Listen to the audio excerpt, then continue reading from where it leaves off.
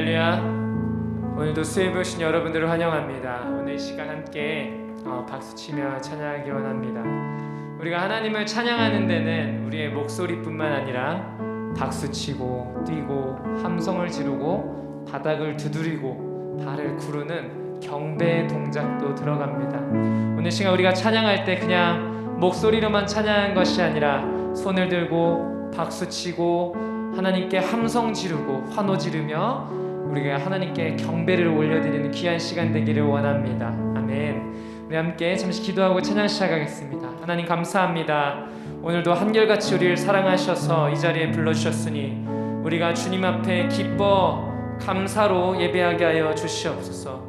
주님, 우리가 어두운 날이 다가올지라도 주님을 따르고 나에게 고난이 닥쳐올지라도 주님을 따르는 것은 주님께서 내 앞길을 너무나 잘 아시기 때문입니다. 우리의 반석 되신 하나님, 우리의 반석이신 예수님, 이 시간 주님 따르겠노라, 주님 찬양하겠노라, 우리 영혼 가운데 찬양하는 영혼을 부어 주시옵소서. 감사드립니다. 주님 사랑이 많으신 예수님의 이름으로 기도드렸습니다. 아멘. 이 시간 박수치면서 찬양하겠습니다. 주 이름 찬양. 주 이름 찬양, 풍요의 강물 흐르는 부요한 땅에 살 때에 주님 찬양해. 주 이름 찬양, 거칠은 광야와 같은 인생길 걸어갈 때도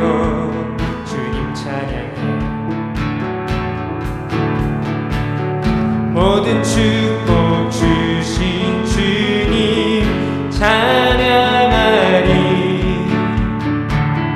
어두운 날이 다가와도 나의 지리 주의 이름을 찬양해.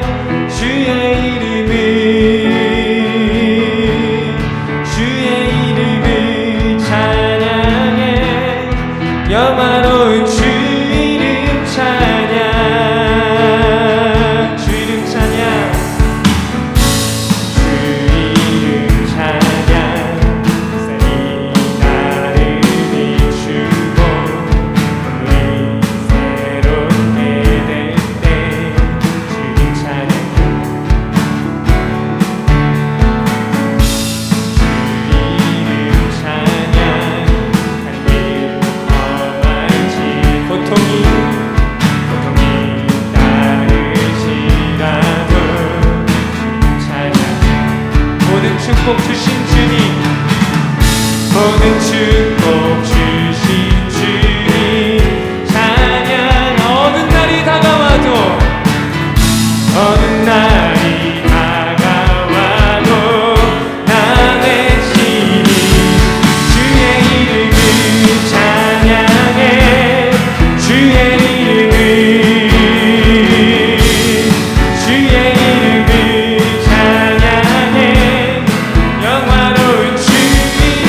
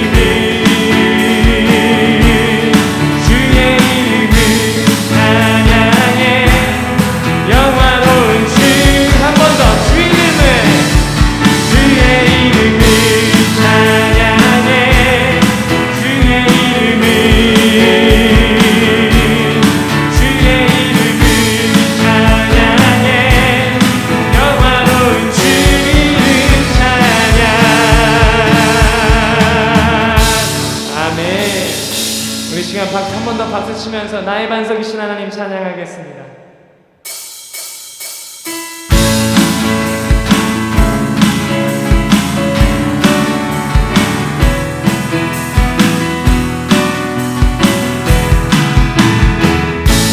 나의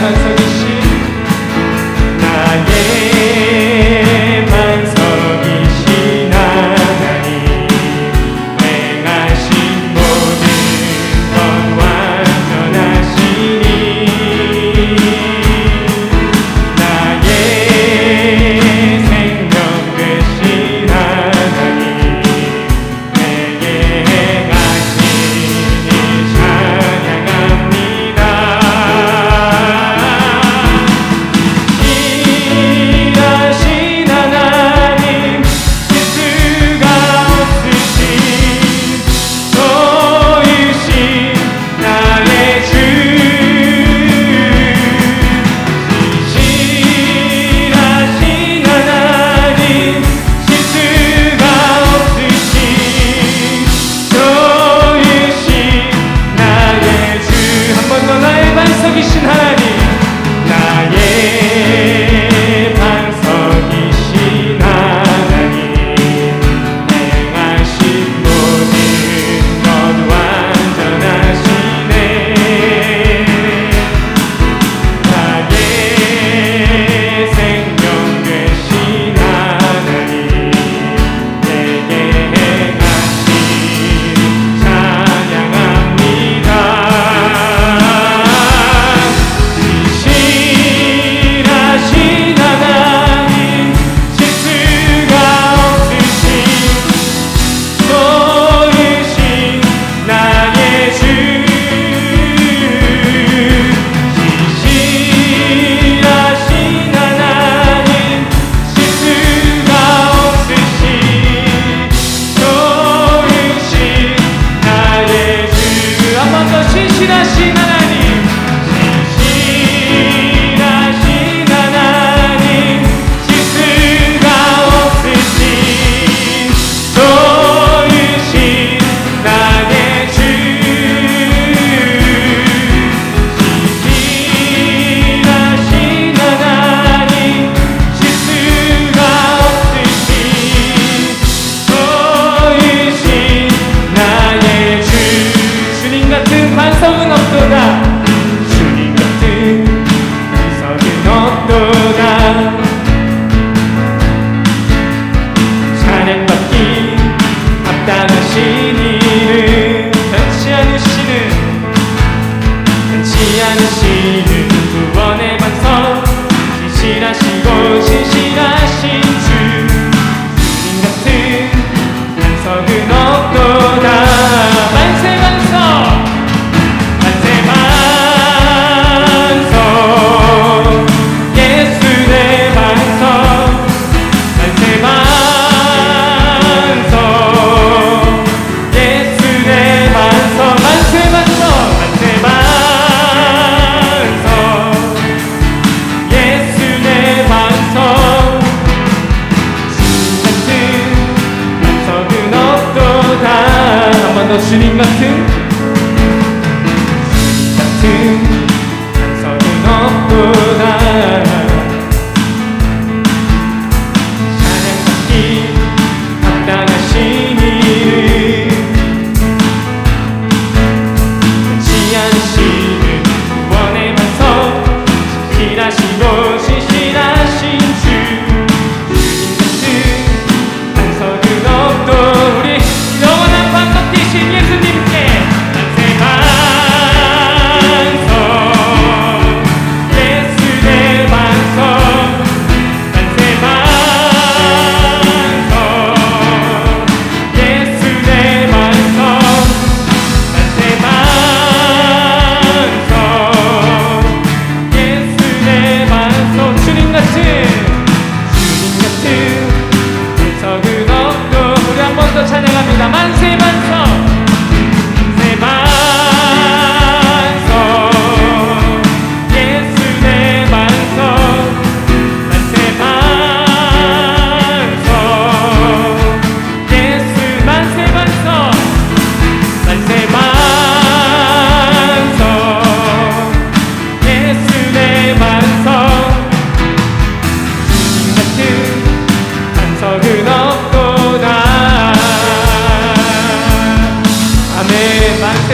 되신 영원한 반석 되신 예수님께 영광의 박수 올려드리겠습니다.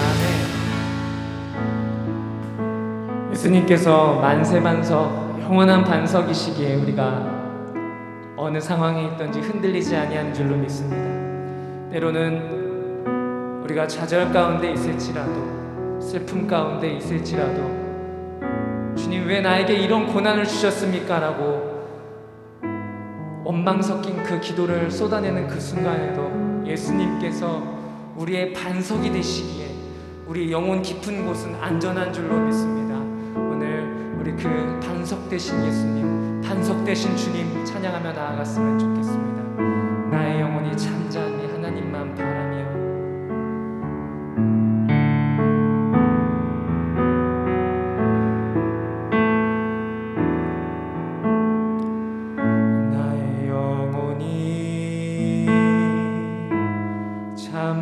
잠잠히 하나님만 바라며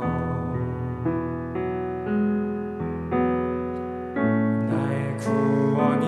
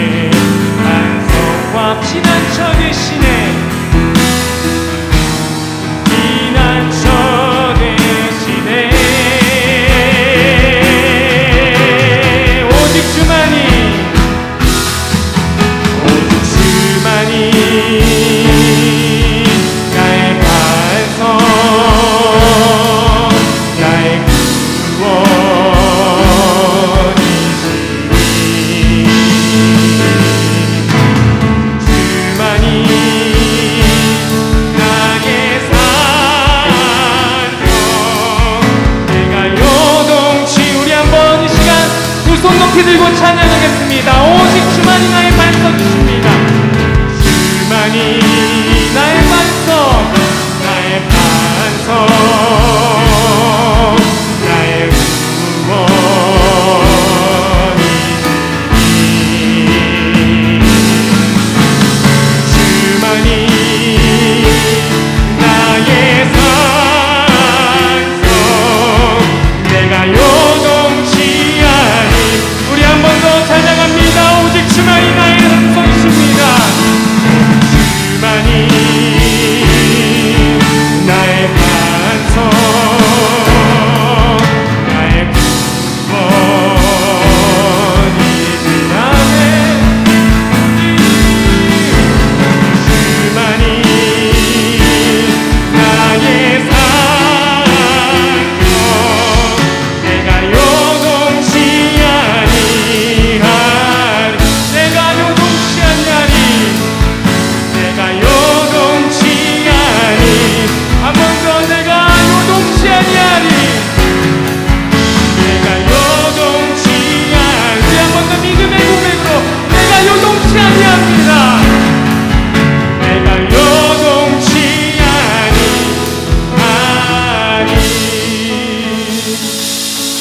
그렇습니다. 주님, 내가 주님 안에서 요동치 아니하겠습니다. 주님, 내게 흔들리지 않는 믿음을 주시옵소서. 굳건한 믿음을 주시옵소서. 진실한 믿음을 주시옵소서. 그래서 주님의 이름 안에서 흔들리지 않는 평안함을 주님 안에서 누리게 하여 주시옵소서.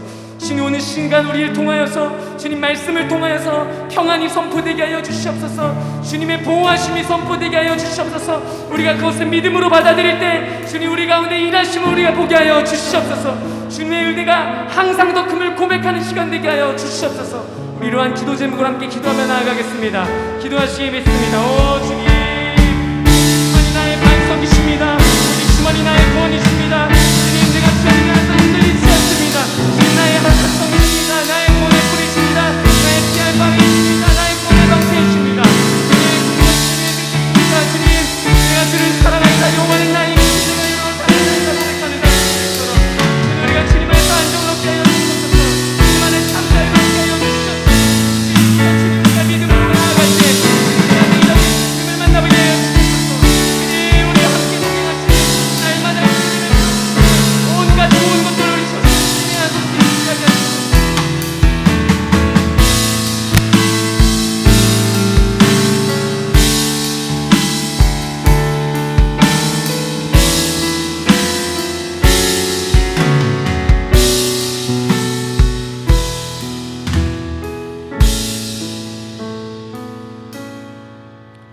오늘 예배를 위하여 김인자 권사님 나오셔서 기도해 주시겠습니다.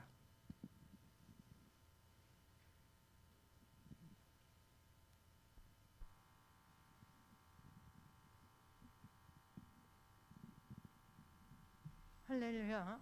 고맙고 감사하신 우리 아버지 하나님, 좋으신 하나님, 은혜와 사랑을 감사드립니다. 주의 속에서도 하나님 몸된 교회 나와 하나님 앞에 예배 드릴 수 있도록 우리를 이끌어 주시고 인도하여 주신 하나님, 고마우신 하나님, 은혜와 사랑을 감사드립니다. 아버지 하나님, 어려움의 아버지 하나님 또 시절 어려움의 시간을 보내고 아버지 하나님, 추위와 더불어 바이러스로 인하여 많은 확진자가 나오고 너무나 우리가 아버지 삶에 아버지 자유가 없고 아버지 하나님 이렇게 불편한 삶 과정을 아버지 하나님 우리가 살아가고 있습니다. 하나님, 이 모든 일이 아버지 하나님 우리들이 하나님 앞에 지은 죄로 말미암아 아버지 우리가 또한 아버지 어려움을 겪는 줄 믿습니다. 아버지 하나님, 산과 바다와 들과 어느 곳 하나 하나님이 인간의 욕심을 채우기 위하여 아버지 하나님 앞에 아버지 하나님이 지으시고 아름답다 하신 우리 아버지 하나님, 하나님이 만들어주신 아버지 하나님, 이 아버지 하나님 모든 아버지 하나님 천지 만물은 우리가 너무나 훼손시키고 아버지 하나님 앞에 앞당지 못한 모습으로 아버지 하나님 살아왔음을 하나님 앞에 고백하고 하나님 앞에 얘기합니다. 인간의 모든 죄와 허물은 하나님이 사하여 주시고 아버지 하나님 코로나 바이러스가 속히 종식되어 될 수 있도록 우리 하나님께서 아버지 인도하시고 아버지 축복하여 주시기만을 원하고 기도합니다. 세계 어느 곳에든지 아버지 하나님 이 일로 인하여 어려움을 겪지 않는 나라가 없는 줄 믿습니다. 아버지 불쌍히 보시고 긍휼히 여겨 주시기만을 원하고 기도합니다. 이 어려움의 제한점 속에서도 하나님의 복음, 하나님의 뜻을 전하고 증거하고자 아버지 하나님 오지에 나가 아버지 하나님의 뜻을 감당하는 우리 아버지 하나님 선교사님들 하나님 특별히 기억하여 주시기만을 원하고 기도합니다. 사랑하는 선교사님들 생명과 영혼 하나님의 안전하게 아버지 하나님 지키시고 돌보시고 인도하여 주시기만을 간절히 빌고 원합니다. 하나님, 코로나 바이러스로 인하여 어려움 당하지 않도록 우리 하나님께서 불출저야 지켜주시고 인도하시고 보호하여 주시기만을 간절히 빌고 원합니다. 우리나라 대한민국 아버지 하나님 3월 9일에는 아버지 대통령을 뽑는 대선이 있습니다. 어떠한 분을 아버지 하나님 우리가 선정해야 될지 아직도 마음에 정하지 못하고 아버지 하나님 이렇게 하나님 앞에 기도하고 간구할 것밖에 없습니다.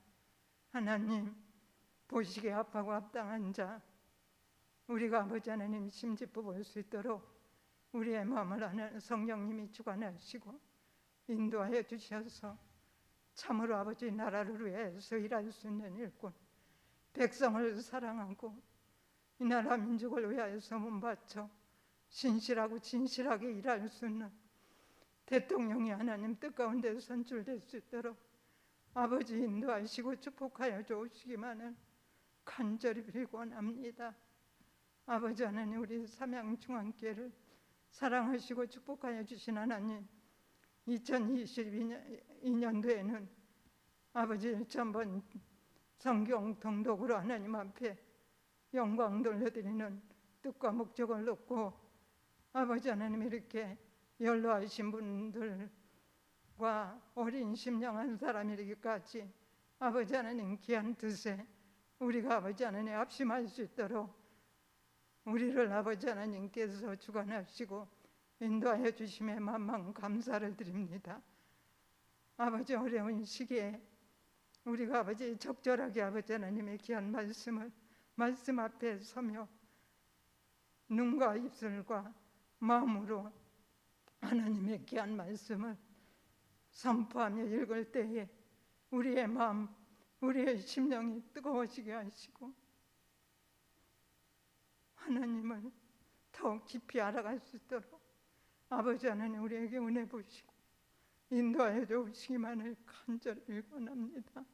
우리들의 어두웠던 영안이 열려지게 하시고 우리의 닫혔던 마음문이 열려지게 하시고 우리의 강팍했던 마음들이 하나님의 말씀을 읽음으로 말미암아 깨어지고 나가지게 하시고 하나님 성경 통독을 통하여서 우리의 심령이 변화되기를 주님 앞에 소원하고 기도합니다. 아버지 또한 가정과 삶이 변화되어지기를 원하고 기도합니다. 우리 아버지 하나님 교회가 하나님의 말씀으로 인하여 아버지 하나님 변화되어지기를 주님 앞에 기도하고 간구합니다. 지역사회까지 아버지 하나님의 말씀의 은혜가 올라가서 아버지 하나님 죽어가는 영혼들, 죽어가는 생명들을 하나님의 거룩한 말씀과 복음과 뜻을 전하여서 전도되는 거룩한 하나님의 뜻과 역사가 이루어질 수 있도록 주님 인도하시고 역사하여 주시기만을 간절히 빌고 원합니다. 사랑하는 담임 목사님, 사모님, 부교역자님들 아버지 하나님 이렇게 애쓰고 힘쓰며 우리 양떼들을 푸른 초장으로 잔잔한 물가로 인도하시기 위해 노심차에 기도하며 간구하시며 아버지 수고하시는 아버지 하나님, 귀한 아버지 교역자님들 하나님 은혜로 주님의 공급하신 은혜와 능력으로 늘 충만하게 하시어 사랑하는 양떼들을 푸른 초장으로 잔잔한 물가로 인도해 가시기에 부족함이 없도록 하나님 인도하시고 축복하여 주시기만을 간절히 빌고 원합니다. 아버지 하나님, 이 시간 사랑하는 이상호 전도사님 하나님의 말씀을 들고 섰습니다. 사랑하는 전도사님의 육의 모습은 주님 십자가 뒤로 덮어주시고 하나님의 말씀의 통로로 아버지 하나님 이 시간 뜨겁게 아버지 하나님 역사하시고 하나님의 거룩한 말씀 아버지 하나님 전하고 선포하는 말씀에 우리의 심령과 마음이 뜨거워지게 하시고 우리의 삶에 힘이 되어줄 수 있는 아버지 하나님 거룩한 말씀이 선포되어질 수 있도록 우리 하나님께서 사용하시고 인도하여 주시기만을 간절히 빌고 나며 점시간부터 마치는 시간까지 우리 하나님 홀로 영광 받아 주시기만을 간절히 빌고 나며 부족한 죄인 예수 그리스도 이름 받들어 감사하고 기도 올려옵나이다. 아멘.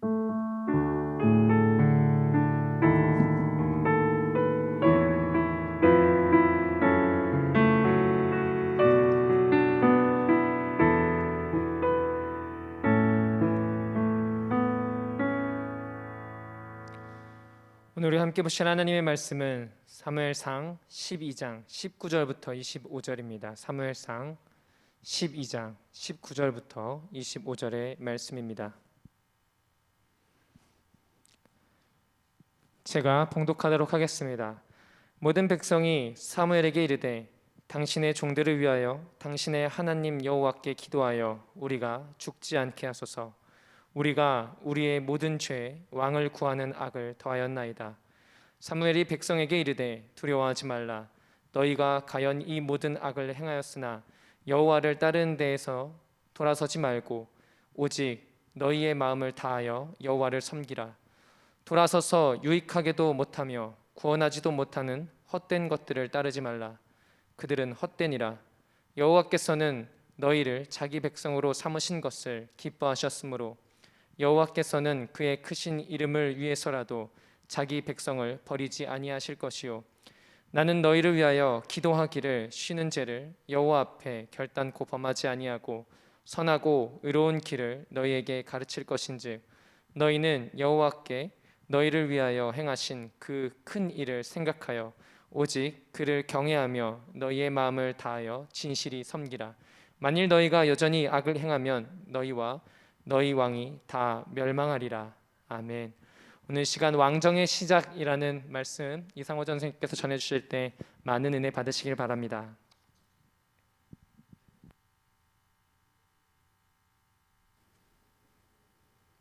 네, 감사합니다. 네, 그 화면도 한번 봐주세요. 네, 이 시간 날씨가 많이 추워졌습니다. 갑자기 따뜻해질 것 같더니 갑자기 또 추워졌어요. 날씨도 많이 춥고 또 코로나도 많이 또 하는 시기에 어려운 악조건에서도 여러분이 이 자리에 나오셔서 예배를 드리시니 하나님의 은혜가 가득 넘치시기를 정말로 간절히 소망합니다. 자, 오늘 이야기는요 하나님의 은혜를 많이 받은 사람 다윗의 이야기입니다. 다윗의 이야기도 하고요. 그 앞에 이제 다윗이 어떻게 왕이 되었는지 사울의 이야기도 이제 같이 할 건데요. 왕정의 시작이라는 제목입니다. 왕이 다스리는 이스라엘 왕정의 시작입니다. 우리가 이스라엘 나라를 얘기할 때 이스라엘 나라의 왕들 중에 가장 높게 평가받을 수 있는, 그러니까 쉽게 말하면 성군이라면 누가 있을까요? 라고 생각을 해보면요, 다윗 왕을 빼놓을 수가 없겠죠. 아마 모든 사람이 다윗 왕을 얘기할 것입니다. 그 다음에 얘기하면 이제 솔로몬을 이제 얘기할 것입니다. 그래서 다윗과 이 솔로몬 이 두 왕의 시대에 정말로 이 태평성대, 이스라엘의 전후무한 다시는 없었던 그 태평성대의 시기를 이 두 왕이 다스렸던 시기, 그만큼 이때 번영했다는 것이죠. 우리가 근데 그 번영, 이 두 왕의 시기에 번영했던 거에 생각을 하면서도 미처 이제 관심을 갖지 못하는 부분이, 이 두 왕은 과연 그러면 어떻게 왕이 되었을까? 그 번영에만 관심을 가져서 이 두 왕이 어떻게 그 험난한 과정을 거쳐서 왕위에 오르게 되었는지, 그 과정을 이제 주의 깊게 보지 않긴 합니다. 지나치곤 하죠. 그래서 오늘 이야기는 다윗 왕이 어떻게 왕이 되었고, 또 그 과정은 어떠했고, 또 하나님께서 기대하시는 기대에 부응하기 위해서 다윗이 했던 일들, 또 반대로 기대에 부응하지 못했던 사울 왕의 이야기를 오늘 이 시간에 살펴보려고 합니다. 그래서 오늘 본문의 말씀은, 오늘 본문은 읽으셨지만 사무엘상 범위는요, 사무엘상 8장부터 31장에 어우르는 본문의 범위입니다. 그래서 처음에 이스라엘이 맨 처음에는요, 그 사막에서 나와서 가나안을 하고, 사사기 후에 또 하나님이 다스리시는 그런 체제로, 그런 운영 방식으로 이스라엘이 이끌어 나가고 계셨죠. 하나님이 모세를 통해서도 다스리셨고, 오늘 사무엘상 같은 경우는 사무엘을 통해서, 지도자를 통해서 이끌어 가시는 그런 백성이었습니다. 그러나 이제 이민족의 침입들을, 가나안 땅에 있으면서 여러 주변에 있는 이민족의 침입들을 여러 차례 겪고, 그때마다 이제 분열되기도 하고요. 그러면서 이스라엘의 각 지파들의 사람들이, 이스라엘 백성들이 강력한 지도자를 우리도 갖고 싶다라는 이제 생각을 하기 시작했습니다. 이거는 또한 주변 그 이민족의 침입에 대항하기 위해서도 이기 때문이지만, 또 주변 나라들을 보니까 그랬다는 것이죠. 주변 나라들을 보니까 강력한 왕권으로 다스리는 나라들이 크게 힘이 세더라, 그런 부러워하는 시선도 그 안에 있었습니다. 그래서 이런 왕을 주십시오, 우리에게도 왕을 선출하게 해주세요라고 하는 그런 요구하는 이스라엘 백성들의 소리가 많이 커졌고요. 그래서 결국에는 오늘 본문 말씀처럼 하나님께서 마지못해 들어주심으로써 사무엘이 기름 부어 세운 이스라엘의 첫 번째 왕 사울이 탄생하게 됩니다. 그리고 또 사울이 많이 부족하였죠. 그래서 하나님께서 사울을 버리시고 두 번째 왕인 다윗, 그리고 세 번째 나중에는 솔로몬 탄생하는 이야기, 오늘 다윗 왕의 왕이 탄생하는 이야기까지가 오늘 본문의 이야기입니다. 그래서 성군이라고 불렸던 다윗 그리고 솔로몬 각각 40년씩을 이스라엘에서 다스렸습니다. 그리고 다윗은 누구냐면은 우리가 잘 아시는 룻기에서 만났던 룻과 보아스의 아들 오벳의 손자였고요. 아버지 이새에게는 막내 아들이었습니다. 그는 또 고향 베들레헴에서 사무엘로부터 기름 부음을 받아서 왕이 되었고요. 기름 부었다는 얘기는 그 당장 왕이 되는 것은 아니죠. 하나님께 인치심을 받았다는 얘기고, 나중에 이제 실질적으로 권력을 잡게 되는 사건들이 이제 생기게 되는 것이죠. 그래서 이제 실제 이스라엘의 왕이 되기까지, 실질적으로 권력을 잡기까지가 앞으로 이제 다윗이 맞닥뜨려야 하는 시련들이었던 것이죠. 그래서 그는 이제 앞으로도 오랜 세월을 고난과 훈련의 시기로 보내야 합니다. 그리고 또 우리가 주의할 점은, 또 다윗이 어떤 마음을 가지고 있었느냐, 바로 그는 하나님의 마음에 보시기에 합당한 마음을 가지고 있었다는 것이죠. 심지어 그가 사울을 죽일 수 있음에도 불구하고 사울이 제사장, 하나님이 세운 왕이 아니냐 이렇게 하지 않았던 것, 우리 기억하실 것입니다. 그런 마음을 가지고 있었기에 비로소 하나님께서 정말 사랑하는 다윗이 아니었나 우리가 생각을 해봅니다.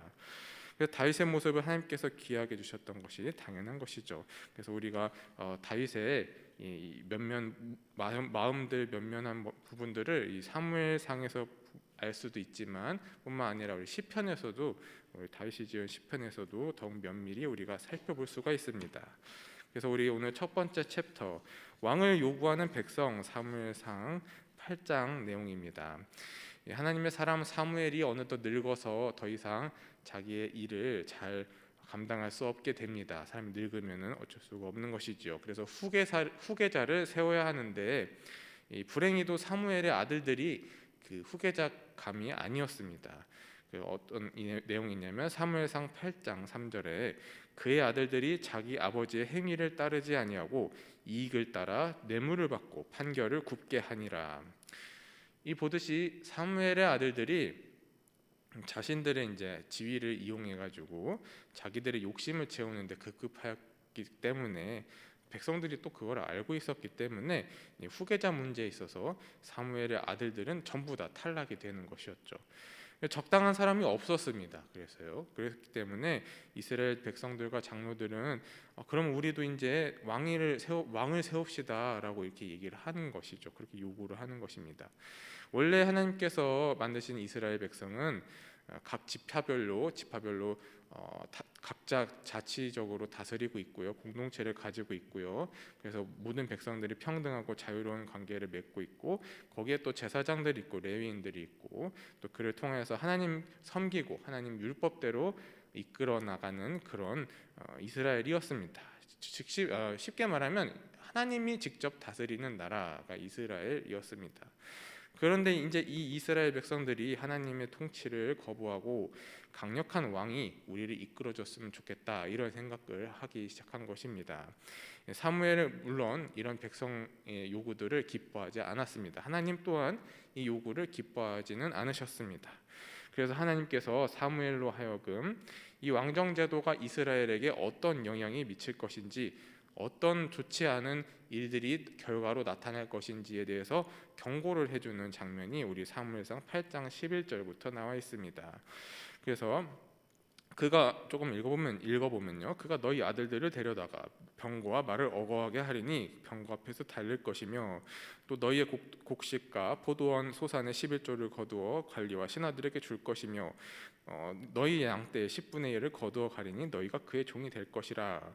쉽게 말씀드리면 그 왕이 너희들을 데려다가 종으로 삼고 그렇게 부려먹고 할 텐데, 그래도 너네가 정말 그 왕을 뽑고 싶은 것이냐, 이렇게 물어보는 것이죠. 그래도 이제 백성은 한사코 자기들이 왕이 필요하다, 이렇게 얘기를 합니다. 고집을 부리는 것이죠. 그래서 하나님께서는 어쩔 수 없이 그 백성들의 요구를 사무엘에게 들어주라고 얘기를 하십니다. 아마 자식 이기는 부모는 없는 것처럼 말이죠. 그래서 두 번째 챕터입니다. 사울의 초기 정치, 사무엘상 9장에서 12장에 해당되는 내용입니다.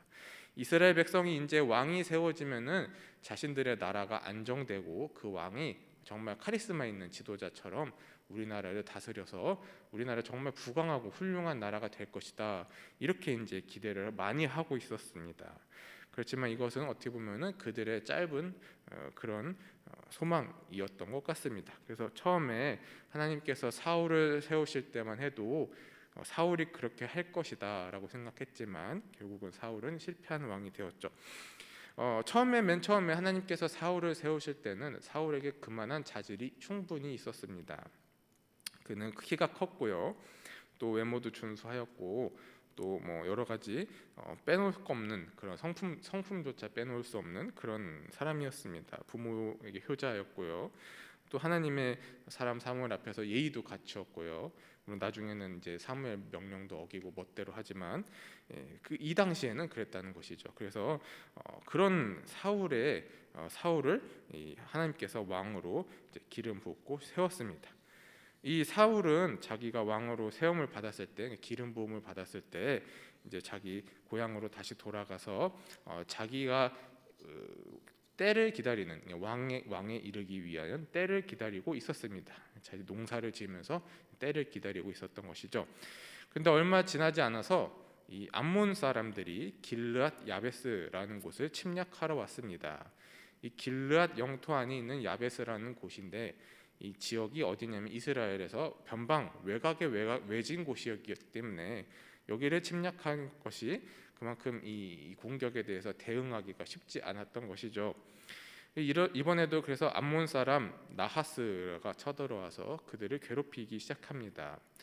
우리가 사사기에서 전쟁사들을 많이 살펴보면 그렇습니다. 외적이 이제 침입을 해오면은 한 지파의 힘으로는 감당하기가 어려울 때가 종종 있습니다. 그러면은 이제 괴롭힘을 당하고 있다가 그때 이제 사사가 나타나 가지고 구원을 하게 되는데, 이 사사가 각 지파에 편지를 보내고 군대를 소집합니다. 그 편지를 보내서 각 지파에게 도움을 청하는 것이죠. 그렇게 되면은 그 각 지파에서 군대를 차출해서 군대를 이제 원군으로 해서 보내주게 됩니다. 이 대응하는 과정이 지금 설명드렸다시피 시간이 많이 걸리는 구조로 되어 있습니다. 왜냐하면 지파 동맹이나 다 마찬가지였기 때문이죠. 이스라엘의 그 구조가요. 그러다 보니까 그 사이에 이제 피해가 커지기도 하고요.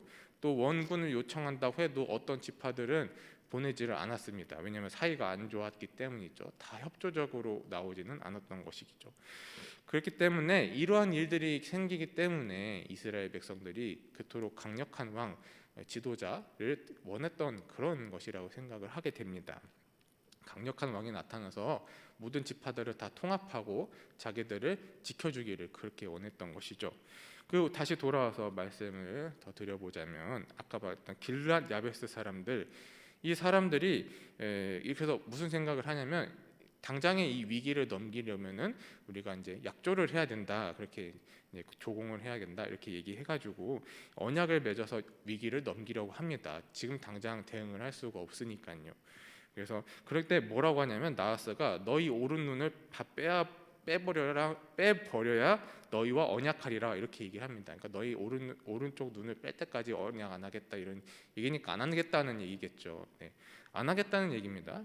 그래서 이제 그렇게 위협을 하니까 다급해진 야베스의 장로들이 이스라엘 온 지역에 이제 편지를 보냅니다. 전령들을 보내서 군대를 도와달라고, 원군을 보내달라고 이렇게 얘기를 합니다. 이때 고향 기브아에 있던 사울이 있었습니다. 이 사울이 이 소식을 듣고 나서 곧바로 이제 소를 잡아서 각을 떠서 각 지파에 보내면서 이 싸움에 같이 동참하십시다라고 이렇게 얘기를 하는 것이죠. 강력히 요구하고 이런 뛰어난 리더십을 발휘한 게 이 사울이었습니다. 그래서 사울이 모든 지파를 한 마음으로 묶어서 사울이 암몬 족속과의 전쟁에서 큰 승리를 거두게 됩니다. 이 일 때문에 이제 사울이 전면에 부각되어서 왕으로 실질적인 왕으로 세움을 받게 되는 것이죠. 이때 이제 사울이 왕이 될 때 사람들이 하는 말이 아니 도대체 누가 사울이 왕이 되는 걸 누가 반대했었냐? 반대하는 놈들을 내가 다 잡아 죽이겠다 이런 식으로 말을 했다고 합니다. 그럴 정도로 이제 사울의 인기가 하늘을 치솟았던 것이죠. 사울이 왕이 되는 거에 누구도 반대하지 않게 된 것입니다. 이제 사울이 왕이 되었습니다. 사울이 왕이 되는 그 즉위식을 사무엘이 길갈에서 사울 왕의 즉위식을 거행을 하였고요. 그런데 이제 사무엘이 마지막으로 이스라엘에 경고하는 장면이 여기서 나옵니다.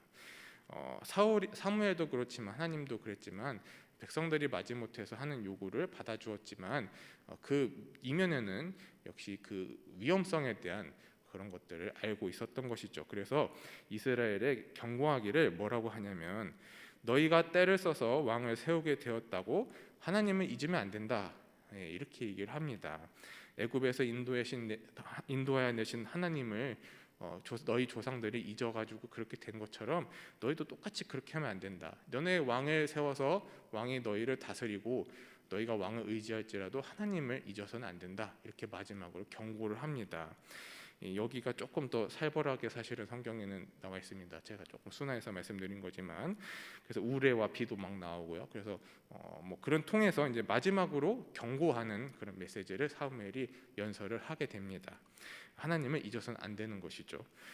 그래서 이제 이 장면을 끝으로 사사 시대는 이제 끝이 나고요. 그 다음에 이제 왕이 통치하는 왕정 시대로 이제 들어가게 되는 것이죠.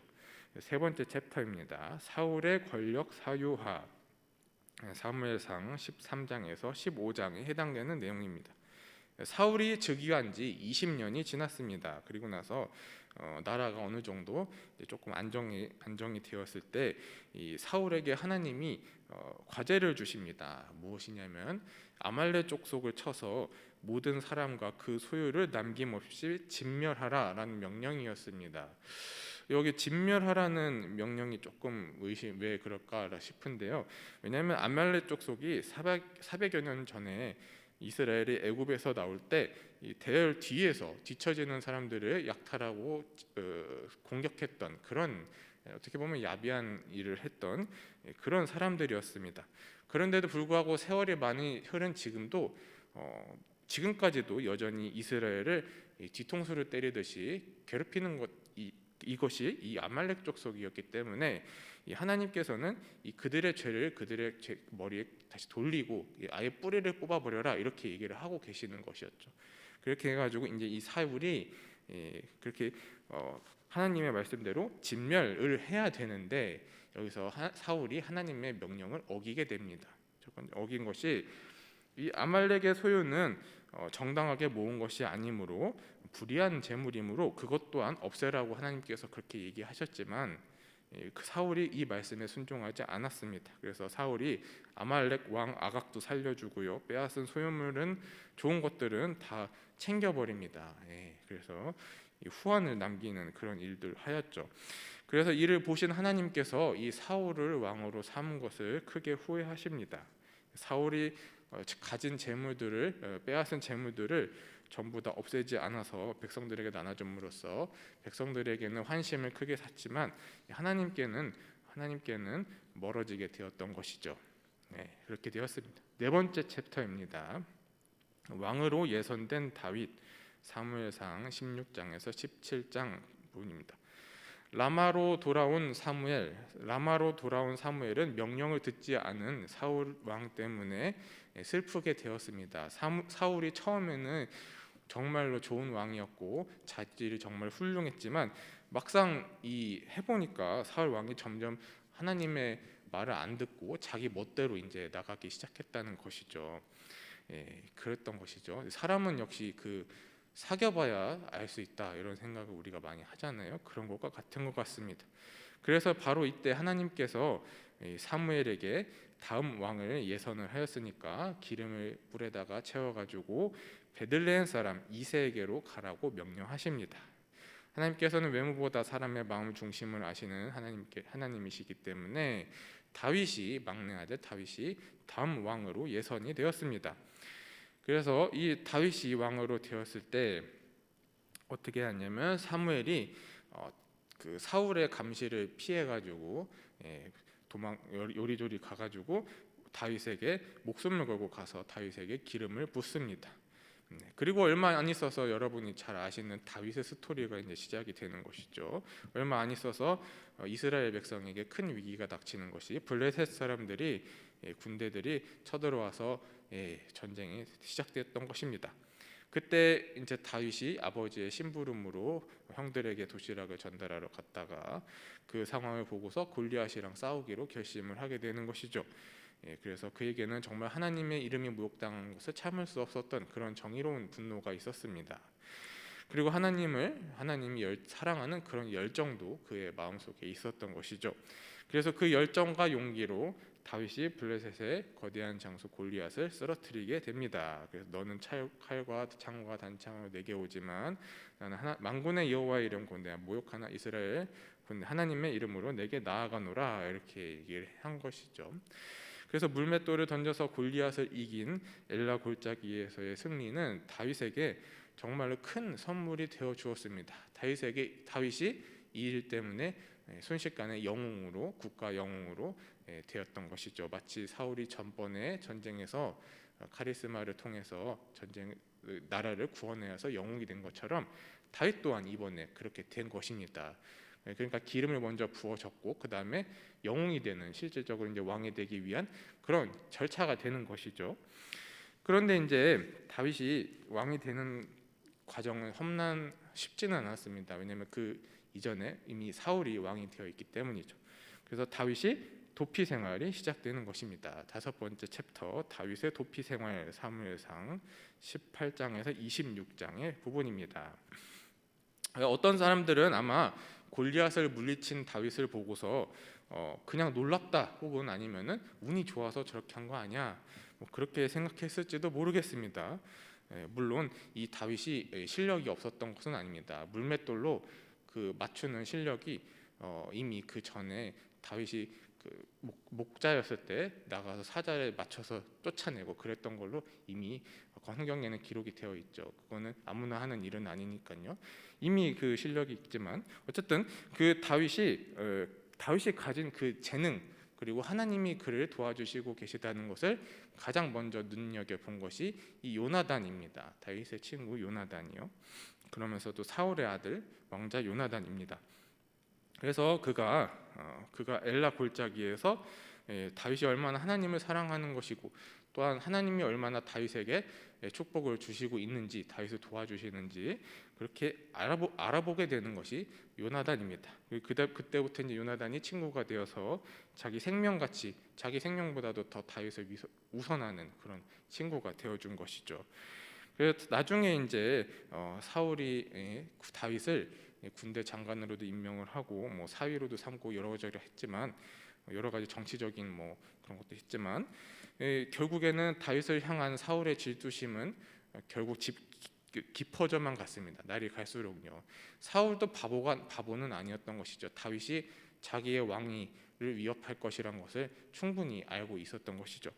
그래서 이제 급기야 사울 왕에 들리는 여인들의 노래가 사울이 죽인 자는 천천히요, 다윗이 죽인 자는 만만히로다. 이런 이제 그렇게 되니까 이제 다윗의 인기가 사울보다 훨씬 더 높게 되니까 이때 이제 사울이 다윗을 죽여야겠다, 죽여서 없애야겠다라고 하는 마음을 먹게 되는 것입니다. 그래서 이제 다윗이 사울의 칼끝을 피해서 이리저리 도망하는 그런 생활을 하게 됩니다. 고생길이 열리게 된 것이죠. 사울의 딸이 된 아내가 된 미갈도 막을 수 없었고요. 그리고 왕자 요나단도 막을 수 없었습니다. 그래서 도망치는 것만 도와줄 뿐이었죠. 그때 이제 도망하면서 다윗이 자기의 심경을 표현한 시가 시편 59편입니다. 시편 59편 1절에서 5절 같이 뭐라고 되어 있냐면은, 나의 하나님이여, 나의 원수에게서 나를 건지시고 일어나 치려는 자에게서 나를 높이 드소서. 악을 행하는 자에게서 나를 건지시고 피 흘리기를 즐기는 자에게서 나를 구원하소서. 그들이 나의 생명을 해하려고 엎드려 기다리고 강한 자들이 모여 나를 치려 하오니, 여호와여, 이는 나의 잘못으로 말미암음이 아니요 나의 죄로 말미암음도 아니로소이다. 내가 허물이 없으나 그들이 달려와서 스스로 준비하오니, 주여 나를 도우시기 위하여 깨어 살펴주소서. 주님은 만군의 하나님 여호와 이스라엘의 하나님이오니, 일어나 모든 나라들을 벌하소서. 악을 행하는 모든 자들에게 은혜를 베풀지 마소서. 이렇게 얘기를 합니다. 이제 다윗이 하나님께 의지하는 그런 심경을 노래한 것이죠. 그래서 사울을 피해서 제사장들의 성읍인 놉이라는 땅으로 피신을 먼저 했습니다. 거기서 제사장 아히멜렉이라는 제사장으로부터 골리앗의 칼과 먹을 것을 얻어서 배를 채우게 됩니다. 또 몸을 피할 곳을 찾다가 결국에는 블레셋 땅으로 들어가게 됩니다. 블레셋 땅 가드 왕에게로 들어가게 되는데, 근데 그때 블레셋 신하 중에 한 사람이 다윗이 저 사람이 그 골리앗을 죽인 그 사람이 아니냐 이렇게 하면서 골리앗을 죽인 사람인 것을 얘기를 하게 되는 것이죠. 위기에서 벗어나기 위해서 다윗이 한 것이 바로 미친 척 연기를 하는 것이었습니다. 그렇게 해가지고 이제 즉 살기 위해서 무슨 짓이든 해왔던 것이죠. 굴욕적인 것도 마다하지 않았기 때문에 결국에는 목숨을 부지하여서 아기스 왕 앞에서 나오게 되었고, 그 무너지는 가슴을 부둥켜 안고 하나님을 향해 노래한 것이 시편 34편과 56편입니다. 그래서 그 중에 일부분 읊어드리면, 이 공고한 자가 부르짖음에 여호와께서 들으시고 그의 모든 환난에서 구원하셨도다. 젊은 사자는 궁핍하여 줄일지라도 여호와를 찾는 자는 모든 좋은 것에 부족함이 없으리로다. 이 다윗이 노래하는 것 중에 우리가 살펴볼 것은, 다윗이 항상 그 곤고한 상황에 처했을지라도 항상 그 끝에는, 노래 끝에는 하나님을 향한 마음이 거기에 실려 있었다는 것이죠. 모든 것은 끝에는 하나님을 찾는 그런 마음이 있다는 것입니다. 다시 돌아와서 아둘람 굴로 피신한 다윗이 거기서 이제 자기와 엇비슷한 도망자의 신세되는, 쉽게 말하면 불황자, 떠돌이, 뭐 각종 이 사회에서 조금 변두리에 있는 사람들 400명을 만납니다. 그래서 자기 한 몸 돌보기도 힘들지만 400명들과 같이 생활하게 되었던 것이죠. 이 많은 사람들이 결국엔 나중에 다윗의 또 힘이 되었습니다. 그래서 이렇게 이스라엘 동쪽에 있는 모압으로 망명을 가게 되고요. 이 무리가, 그리고 오랜만에 안전한 상황에 있던 이 다윗에게 나중에는 선지자 갓이 찾아옵니다. 선지자 갓이 찾아와서 다시 유다로 돌아오라고 얘기를 합니다. 그래서 다윗이 그 말에 순종해서 다시 유다로 돌아왔습니다. 근데 이전에 다윗이 그 높 지방에서 제사장 엘리멜렉에게 있었던 그 일 때문에 그 다윗에게 골리앗의 칼을 주고 먹을 것을 주었다는 이유로 이 사울이 노베 제사장 85명과 여러 사람들과 가축들까지 다 본보기로 죽여버리는 사건이 생기게 됩니다. 그러니까 다윗을 도와주거나 다윗의 도피를 돕는 사람은 다 처벌하겠다, 이런 강력한 보여주기식 그런 한 것이죠. 사울이 그래서 다윗을 잡기 위해서 이 다윗이라는 한 사람을 잡기 위해서 무려 특수부대 3,000명과 함께 다윗을 사냥하고 나섭니다. 정말 왕으로서 이게 정말 엇되어 가고 있다는 느낌이 드시겠죠, 여러분? 그래서 때문에 다윗이 이 사울의 칼끝을 피해서 라마로 도망가고 노브로 도망가고 뭐 여러 가지 막 도망을 계속 다니게 됩니다. 사울과 3,000명은 결국엔 다윗의 이제 포위하기까지도 하고 그랬는데 항상 그때마다 하나님께서 이 다윗의 생명을 보존하여 주셨습니다. 포위당하였지만 하나님께서 보존하여 주셨던 것이죠. 반대로 오히려 사울을 죽일 만한 기회가 우연찮게 2번이나 있었습니다. 그때마다 다윗이 여호와께서 기름 부으신 자는 어떻게 죽이겠느냐 막 이러면서 이제 그 옷자락만 잘라다 가지고 가고 그랬습니다. 이토록 이제 하나님의 뜻을 존중한 것이 다윗이었습니다. 하나님께서 사랑하신 이 다윗은 하나님을 정말 사랑하는 사람이었죠. 마지막 챕터입니다. 6번째 챕터, 다윗의 망명과 사울의 최후, 사무엘상 27장에서 31장까지입니다. 결국에는 계속 이 쫓기는 과정에서 다윗이 또다시 블레셋으로 망명을 합니다. 이번에는 블레셋의 아기스 왕 밑에서 얼마간 지내게 됩니다. 블레셋 왕에서 한 번은 미친 척하고 한 번은 충성스러운 연기를 해서 또 위기를 극복하고요. 그런데 바로 이 기간에 이스라엘과 블레셋이 서로 전쟁을 하게 되었습니다. 그래서 블레셋의 망명 중이던 다윗도 그 블레셋 같이, 우리 블레셋 편이니까 너도 같이 전쟁에 참여해. 그래가지고 하마터면 이 다윗이 가가지고 이스라엘 백성들을 죽이는 그런 일이 일어날 뻔했지만 어떻게 그 왕이 결정으로 해서 전쟁에 참여하지 않게 되었던 것이죠. 그래서 다윗이 안도의 한숨을 쉬면서 자기 집으로 돌아왔는데, 집인 이제 자기의 본진인 시글락으로 돌아왔는데 시글락에 약탈을 당했던 것입니다. 나가 있었을 때 시글락이 약탈이 당했던 것이죠. 아말렉에 의해서 약탈당했던 것입니다. 역시 아말렉이 이제 후환을 남겨둬서는 안 됐던 것이죠. 그래서 가족들을 빼앗긴 군인들이 슬픔에 가득 차가지고 다윗의 판단을 이제 하면서 지적하면서 다윗을 돌로 치자고 얘기를 할 정도였습니다.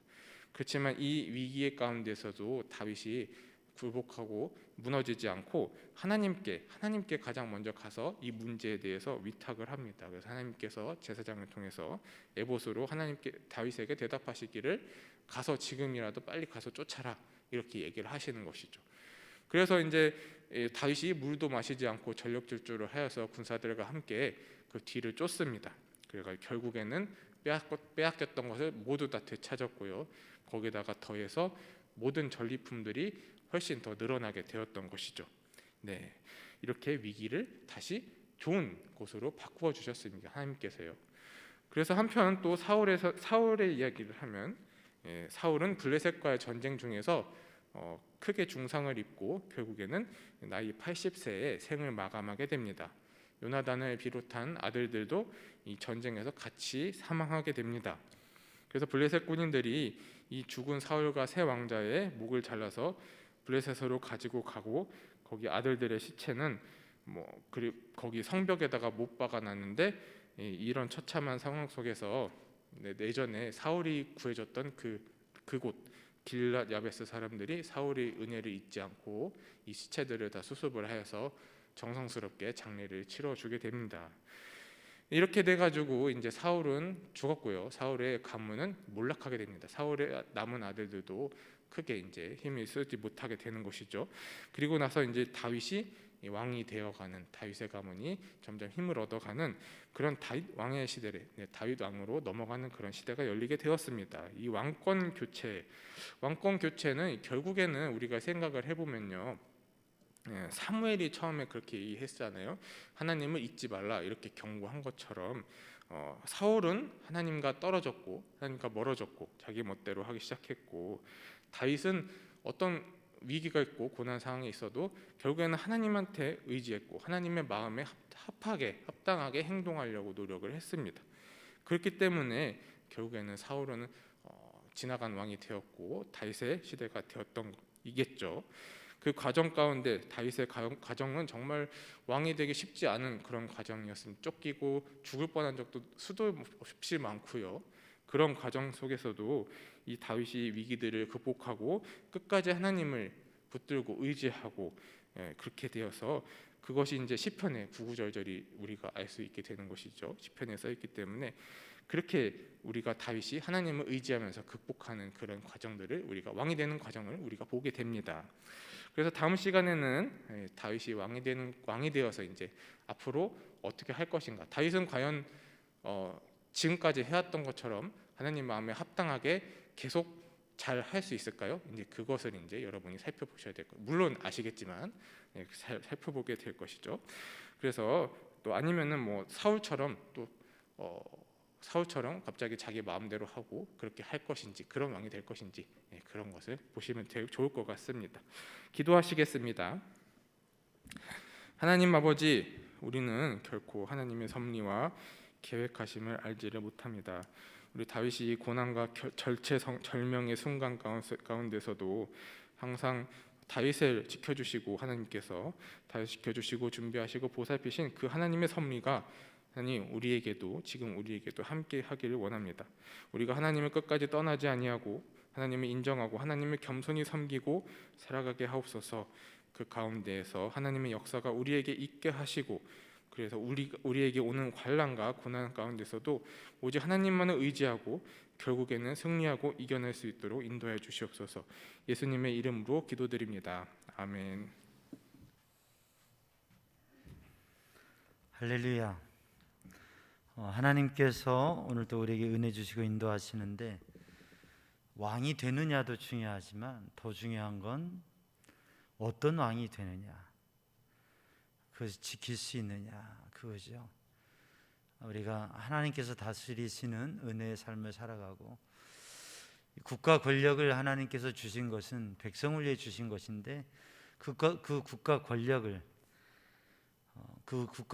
통해서 나라를, 백성을 위해서 감당하면 좋은데, 사울이 그 국가 권력을 사유함으로 인해서 하나님 앞에 범죄하게 되고 그 왕의 자리를 잃어버리게 되었는데, 오늘의 시대에도 대통령이 또 이 국가의 권력을 행하는 그런 이들이 이 국가 권력을 통해서 백성을 위해서, 나라를 위해서 잘 감당해야, 그래야 이 나라가 잘 서게 되죠. 그래서 사울처럼 왕이 되었다 그 자리를 지키지 못하는 사람이 아니라 다윗처럼 하나님의 인도하신 가운데 왕이 되고 또 하나님의 나라, 제사장 나라의 왕으로서의 사명을 잘 감당하는 왕으로 선 것처럼 우리나라에도 그러한 지도자를 세워달라고 기도하는 성도들 되기를 주님의 이름으로 축복합니다. 그리고 이 팬데믹 오미크론이 막 확장되는 이 17만까지 늘어나는 이러한 상황에서 조심하시고 또 모든 것 유의하실 뿐만 아니라 담대하게 믿음으로 승리하시고, 그 어떤 것도 마음의 약함으로가 아니라 승리할 수 있는 그러한 하나님의 은혜 안에서 어떠한 일도 이겨낼 수 있는 성도들 되기를 바랍니다.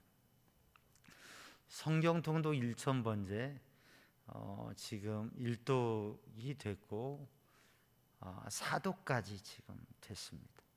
그리고 지금 이제 계속 열심히 성경을 읽으면서, 성경을 소리내어 읽으면서 놀라운 은혜들이 있다고 고백들을 하고 있어요.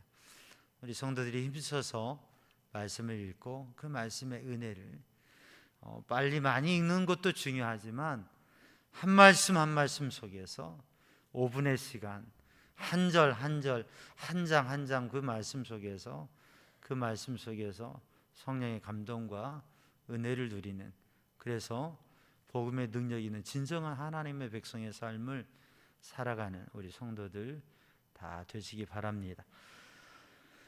우리 주님께서 가르쳐 주신 기도합니다. 하늘에 계신 우리 아버지, 아버지의 이름을 거룩하게 하시며 아버지의 나라가 오게 하시며 아버지의 뜻이 하늘에서와 같이 땅에서도 이루어지게 하소서. 오늘 우리에게 일용할 양식을 주시고 우리가 우리에게 잘못한 사람을 용서해 준 것 같이 우리 죄를 용서해 주시고 우리를 시험에 빠지지 않게 하시고 악에서 구하소서. 나라와 권능과 영광이 영원히 아버지의 것입니다. 아멘. 우리 두 손 들고 합심하여 기도합니다. 사랑의 주님, 은혜의 주님, 생명의 주님, 능력의 주님, 또 하나님께서 택하시고 세우시고 붙드시고 인도하시는 주, 주님의 뜻을 따라 하나님의 뜻을 따라 주님의 선한 삶을 살아가게 하시고 주께서 주신 일들을, 사명과 직분을 잘 감당함으로 하나님께 영광 돌리고 복된 삶을 살아가게 하여 주옵소서. 이 밤에도 주님의 말씀으로, 주님의 은혜로, 주의 영으로 충만케 하여 주옵소서. 그러니 확산되는 가운데에서 강건하게 하시고 담대하게 하시고 주님의 은혜 안에 승리하게 하여 주옵소서. 여호와는 내게 복을 주시며 너를 지키시니 여호와는 그 얼굴을 내게 비추사 은혜 베푸시니 여호와는 그 얼굴을 너를 향하여 드사 평강 주시니 여호와는 오직 주님의 말씀, 주님의 은혜로, 주의 영으로